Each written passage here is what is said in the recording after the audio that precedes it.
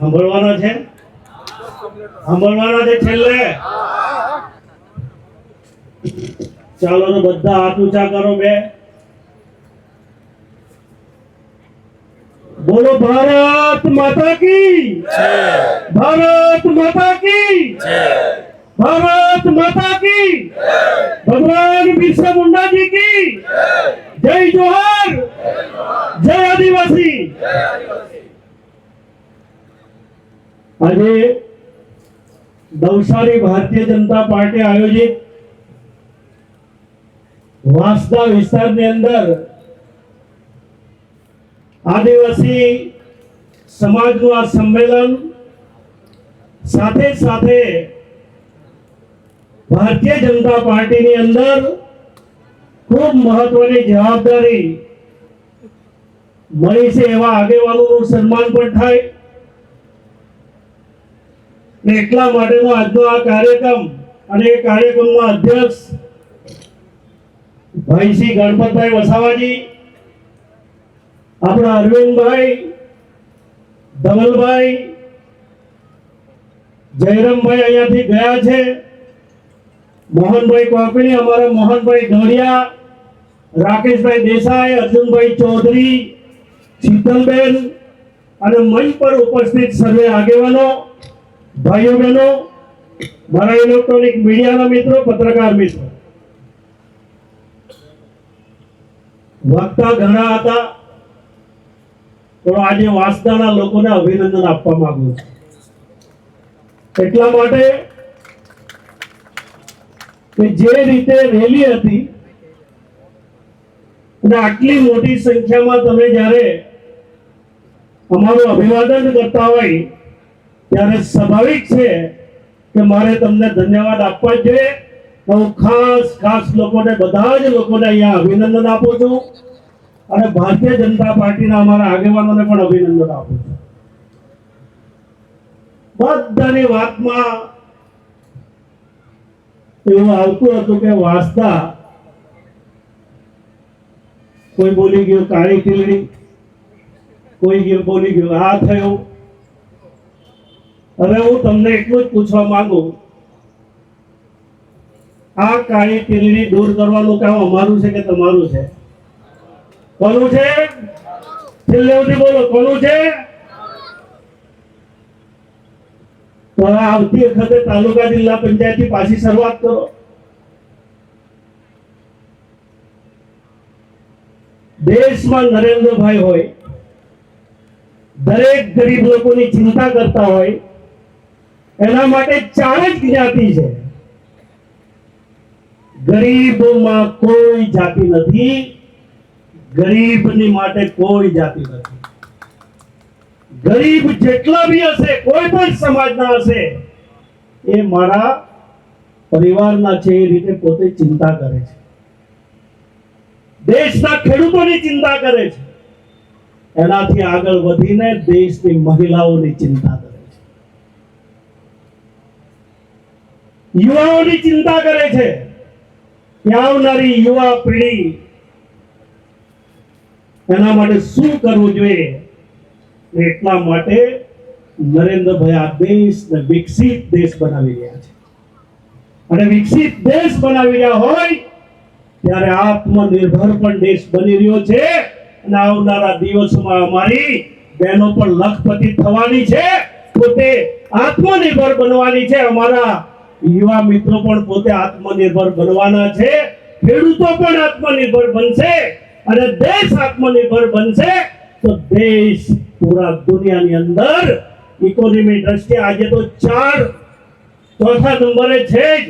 પણ હું અહીંયા ખાતરી આપું છું કે કદાચ હું 2-4 મહિના પછી વાંસદાની અંદર આવું ને તો આપણો દેશ ત્રીજા નંબરે હશે. એક પ્રકારની તાકાત બની જશે. ભાઈઓ બહેનો, ગણપતભાઈએ ખૂબ સારી વાત કરી. મારું જે જાહેર જીવન ગયું છે એ જાહેર જીવનની અંદર અહીંયા વાંસદાના લોકોને હું ખાલી એ જ વાત કરું છું કે ભલે મંત્રી હોઉં કે મંત્રી નહીં હોઉં, વાંસદાની ચિંતા કરી કે નહીં કરી મને જવાબ આપો. ખાલી કોઈ વિરોધ કરી જાય, આ લોકો બમ્ફરની વાત અમારા અરવિંદભાઈ કરતા હતા. NH-56 પર તો બમ્ફર બી નથી રહ્યો અત્યારે. આ NH-56 આ ચોમાહામાં બધા યાદ કર્યો હશે. આ NH-56 કદાચ નહીં બનવાનું થતું હોય ને, અહીંયાના આગેવાનો અનેક પ્રકારનો વિરોધ કરીને મારી પ્રજાને દુખી કરી નાખી. તો તમને એટલું કહેવા માંગુ છું, મારા મત વિસ્તારમાંથી બે એક્સપ્રેસ વે ગયા, એક બુલેટ ટ્રેન ગઈ, અને તે પહેલા બિલ્લીમોરામાંથી રેલવે ટ્રેક હતી. કોઈનું ઘર વિસ્થાપિત થયું, કોઈને કાઢી મૂક્યા. તમે બીજે એવું કરવા જાઓ, મારે ત્યાં આવો નહીં. તો પછી એના વાયે લાગવાની જરૂર છે? એના વાયે કોઈ લાગવાની જરૂર છે? ગઈકાલે હું ડાંગ હતો વિજયભાઈ સાથે, 130 કરોડ રૂપિયાના ભૂમિપૂજન કર્યા. ત્યાં અમે 12 મીટર 13 મીટર એવા ડેમો બનાવવાના, એક પણ ઘર વિસ્થાપિત નહીં થાય, કોઈની એક ઇંચ જમીન પણ નહીં જાય. કારણ કે અમારે ડાંગના લોકોને પાણી વગર નથી રાખતા. ડાંગનું પાણી ડાંગમાં. મારો આદિવાસી ભાઈ બહેન પશુપાલન આધારિત છે. એ 2 ગાય પાળે ને એને પાણી નહીં મળે એ નહીં ચાલી શકે. વ્યવસ્થા કરવી પડે. મારો આદિવાસી ભાઈ, અમે ડેમ બનાવીશું, દોહન સિંચાઈ યોજના આપીશું, તો એ રવિ પાક કરે અને ઢોર માટે ચારો નાખી શકે, તો એ સારી રીતે પશુપાલન પણ કરી શકે, એની અમે ચિંતા કરીએ છીએ. ભાઈઓ બહેનો, આ તો બધી વાર્તાઓ છે. નરેન્દ્રભાઈ મોદી સાહેબની 30 વર્ષની તપસ્યા પછી આપણે કંઈક વિકાસ જોઈ રહ્યા છે. આ કોઈ રાતોરાત નથી થઈ ગયું. બહુ મહેનત કરી છે નરેન્દ્રભાઈ મોદી સાહેબ. અમારા ભૂપેન્દ્રભાઈ મુખ્યમંત્રી શ્રી અત્યારે એ જ રસ્તે ચાલી રહ્યા છે. આવનારા દિવસોમાં આપણા નરેન્દ્રભાઈ ડેડિયાપાડા ખાતે 150મી ભગવાન બિરસા મુંડાજીની જન્મ જયંતિના દિવસે આદિવાસી ગૌરવ દિવસ પણ હતો. એ દિવસે જાહેરાત કરી છે, ભાઈઓ બહેનો, આપણે આવતા એટલે કે આ વર્ષથી 5 વર્ષ સુધીમાં આદિવાસી વિસ્તારનો વિકાસ કરવા માટે 2 લાખ કરોડ રૂપિયાનું પેકેજ આપણે ત્યાંથી જાહેરાત કરી છે. આ વખતે પણ ખૂબ સારું પેકેજ આવશે. હું પોતે આદિજાતિ મંત્રી છું. આવનારા દિવસોમાં આપણી દીકરીઓ, બહેનો, ખેડૂતો બધા લોકોને લાભ મળશે એ પ્રકારના આપણા મુખ્યમંત્રી શ્રી ચિંતા કરી રહ્યા છે. આવનારા દિવસોમાં અનેક પ્રકારની અનેકવિધ યોજનાઓ દ્વારા તમારી સેવા કરવા માટે આવવાના છે. ભાઈઓ બહેનો, ખાલી મારે કોઈને હવે નામમાં જવું નથી. મને નામ લેવાનું પણ હવે મને સારું નથી લાગતું. એટલા માટે કહું છું કે હવે કોઈ પણ વ્યક્તિ એના આત્માને પૂછે તો ખબર પડે કે આજથી 30 વર્ષ પહેલાનું વાસદા શું હતું ને આજનો વાસદા શું છે. અમને પૂછવાનું નહીં, અમારી વાતે કોઈ નહીં આવવાનું. તમારો આત્મા હવે કબૂલ કરે ને કે નહીં, ભૂતકાળ કરતા અત્યારે ઘણું સારું છે, અને તમારો આત્મા કબૂલ કરે તો 2027માં બી અને આવતી તાલુકા જિલ્લા પંચાયતમાં પણ કમળને મોકલાવજો. બાકી તો બોમ્બર તમારે ઊભું કરવું હોય તો અમે શું કરી શકીએ? એમાં અમે શું કરી શકીએ? બોમ્બરને હટાવો એ તમારો ઈરાદો બનાવવો પડે. ઈરાદો બની જાય ને તો ગણદેવી જે રીતે વિકાસ કરે છે એ જ રીતે મેં વાંસદાનો વિકાસમાં કોઈ કચાશ નથી રાખ્યો. અત્યારે ધવલભાઈ કહેતા હતા ને, 550 કરોડ રૂપિયા એટલે કોને કહેવાય? આ વાંસદા વિધાનસભાની અંદર આપ્યા છે. અમે કોઈ ભેદભાવ રાખતા નથી, કારણ કે તમે અમારા છો, અને તમે અમારા હોય ત્યારે અમારે તમારી ચિંતા કરવી જ પડે. એટલા માટે ભાઈઓ બહેનો, જે ગણપતભાઈ વાત કરતા, નરેન્દ્રભાઈ શું નથી કર્યું? આજથી 25-30 વર્ષ પહેલા બહેનોની મોટી સંખ્યા છે. ખાલી મને એટલું કહેવું, તમારી ડિલિવરીઓ ક્યાં થતી હતી, કેવી દશામાં ડિલિવરીઓ થતી હતી, માતા મરણ, બાળ મરણ, કોણે ચિંતા કરી? ઘરમાં સાયકલની, ઘરમાં મોટરસાયકલની. આજે મારી બહેનોની ડિલિવરી હોસ્પિટલમાં થાય, 108 લેવા જાય, ખિલખિલાટ મૂકવા આવે. આ કોઈ નાની સુની વાત? મારી બહેનો કોઈના હેડા પાડે, શૌચાલય માટે જાય, લપસી જાય, થાપો કરી જાય, પ્રેગ્નેન્ટ હોય, ઉંમરવાન હોય, શું દશા હતી? એક ટોયલેટ બનાવવાની ચિંતા કરી નરેન્દ્ર મોદી, પાકું આવાસ આપવાની ચિંતા કરી, ઘરમાં અનાજ આપવાની ચિંતા કરી, આરોગ્યની ચિંતા કરી. કોઈ મોટી બીમારી આવી પડે તો શું કરશે? આયુષ્માન કાર્ડ આવ્યું, એક પછી એક ગરીબો માટેની યોજના, દીકરા દીકરી સારું ભણે એની ચિંતા કરી. અત્યારે જ હું કોલેજની અંદર જઈ આવ્યો, વાંસદા કોલેજનું બીએડ કોલેજ, એનું મેં 5 કરોડ રૂપિયાનું મકાનનું લોકાર્પણ કર્યું છે. ભાઈઓ બહેનો, હું આદિજાતિ મંત્રી પણ છું. અત્યારે 1 મહિના પહેલા આપણી દીકરી મેડિકલમાં હોય, એન્જિનિયરિંગમાં હોય, બીએસસી નર્સિંગમાં હોય, આઈઆઈટી ભણે અથવા કોઈ ઉચ્ચ શિક્ષણ મેળવે, એને ફી આપણા 1,14,000 વિદ્યાર્થીઓને 460 કરોડ રૂપિયા ફી મેં 1 મહિના પહેલા રિલીઝ કરી. આ નાની સુની સિદ્ધિઓ છે. ખાલી આઈટીઆઈ ની વાત જાણતા હતા, આઈઆઈટી સુધી આદિવાસી સમાજની દીકરી કે દીકરો જતા થયા. આદિવાસી દીકરી વિમાન ઉડાડતી છે, આદિવાસી દીકરી એમબીબીએસ બને, ગાયનેક બને, એમએસ બને, એમડી બને, એની પૂરી ફી કોઈ આવક મર્યાદા નહીં, એને ભણાવી આપવાની જવાબદારી સરકાર ઉપાડે. દીકરાઓ માટે પણ ચિંતા કરીએ છીએ. ભાઈઓ બહેનો, આ કોઈ નાની સુની સિદ્ધ પાઠ્ય પુસ્તક થી લઈને એના યુનિફોર્મ થી લઈને એ ગમે એટલું ઉચ્ચ શિક્ષણ મેળવે, આપણી નરેન્દ્રભાઈ મોદી સાહેબની સરકાર એ બધું જ કરે છે. શું બાકી રહે? શેના માટે આ ચિંતા હવે કરવી જોઈએ? ખાલી આવીને વિરોધ કરી જવો, જેની ગામમાં દુકાન નથી તે ઉધાર આપવા નીકળે, જેના ગામમાં દુકાન જ નહીં મળે અને અમે ઉધાર આપીશું એમ કે તમે માની જવાના છો? કઈક તો ચિંતા કરો. આ દિલ્હીમાં ઉધાર આપવા નીકળેલા હતા, આજે દુકાન બંધ થઈ ગઈ હતા. સમજી ગયા તમે? આ ચૂંટણીઓ આવે, અનેક પ્રકારની વાતો આવે. નરેશભાઈ પહેલા બી આવતા હતા, આજે આવે છે કે હું કોઈ ખોવાઈ ગયો છું? ગમે એટલી જવાબદારી મોટી હોય તો એ મેં વાંસદાને ભૂલ્યો નથી, કારણ કે મારા આદિવાસી ભાઈઓ બહેનો અહીંયા ખૂબ મોટી સંખ્યામાં રહે છે, એટલે આ ચિંતા કરું છું. ભાઈઓ બહેનો, આટલી મોટી સંખ્યામાં જ્યારે અહીંયા સામે પણ ઉભેલા છે બધા લોકોને મારી વિનંતી છે, દિલ્હીની અંદર ભારતીય જનતા પાર્ટી અને નરેન્દ્રભાઈની સરકાર છે. નરેન્દ્રભાઈ આપણી એક એવી ચિંતા કરી છે,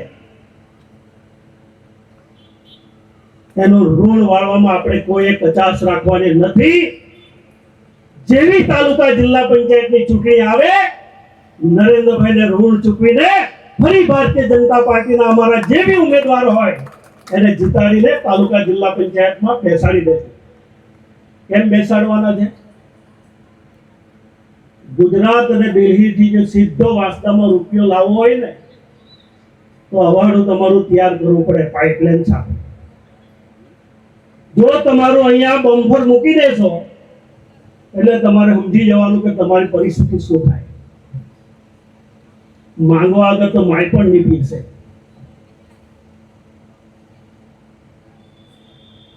મારી પાસે અનેક આગેવાનો અત્યારે આદિજાતિ મંત્રી છે એટલે આવે છે, પણ અત્યાર સુધીમાં અહીંયાના આગેવાનો હજુ મારું કાર્યાલય જોયું નથી, હજુ સુધી કાર્યાલય નથી જોયું. શું કરશે? એટલે મેં કહ્યું છે કે માંગવા આગળ તો માય પણ નહીં પીશે. ખાલી વાતો જ કર્યા કરશું. ખાલી વિરોધ જ કર્યા કરશો. લડેંગે જીતેંગે, લડેંગે જીતેંગે, લડેંગે જીતેંગે, લડેંગે જીતેંગે. પછી શું? પછી શું મને સમજાવો.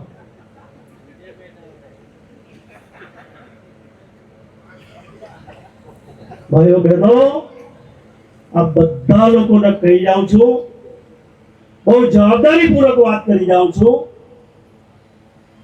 અહીંયા બેઠેલા બધા લોકો જો છે એ બી પ્યોર આદિવાસી છે, કોઈ બીજા આદિવાસી નથી. અને અહીંયા સો ટોચનો હાનું કોઈ જાતનું ભેળસેળ નહીં, કોઈ પણ પ્રકારનું. અને હા ચોવી કહે આ બહેનો બી કઈ પસંદ કરવા જાય ને તો કેરેટ શું છે, પહેલા કેટલા કેરેટ છે. એટલા માટે બધા લોકોને કહું છું કે ભરોસો રાખજો. બાપજીભાઈ, ભરોસો રાખજો, અમારા સિવાય કોઈ ગયેલી નથી. જે કંઈ કરીશું તે બી અમે જ કરીશું, એટલે ભરોસો રાખજો. જે કંઈ કર્યું છે તે બી અમે કર્યું છે, અને જે બાકી છે તે પણ અમે કરવાના છે. એટલે ભાઈઓ બહેનો, આખા ગુજરાતમાં ગણપતભાઈ સાથે પરિભ્રમણ કરીએ છીએ. તમે જે આજે ભેગા થયા ને એટલા જ એનાથી વધારે પણ અનેક જિલ્લાઓમાં લોકો આવે છે. એટલા માટે આવે છે કે ભારતીય જનતા પાર્ટી ઉપર ભરોસો છે. એનાથી વિશેષ નરેન્દ્ર મોદી ઉપર ભરોસો છે. એટલા માટે કે રાત દિવસ તપસ્યા કરીને આપણા સમાજનું ભલું કરવાનું કોઈ કામ કર્યું હોય તો ફક્ત ને ફક્ત નરેન્દ્ર મોદીએ. એટલા માટે હું કહું છું, અમે કોઈ મસીહા નથી, મસીહા બનવા પણ માંગતા નથી. ફક્ત ને ફક્ત કોઈ મસીહા હોય તો નરેન્દ્ર મોદી મસીહા છે. ભાઈઓ બહેનો, આ સુવાવડની ચિંતા કરવી, આટડીને ઠારવાનું કામ કરવું, આરોગ્યની ચિંતા કરવી, શિક્ષણની ચિંતા કરવી, રસ્તાઓની ચિંતા કરવી, કોઈ પાકા આવાસની ચિંતા કરવી, કોઈના ટોયલેટની ચિંતા કરવી, એ ફક્ત ને ફક્ત નરેન્દ્ર મોદીએ કરી છે. કોઈ અત્યાર સુધી પેલી નહીં હતી.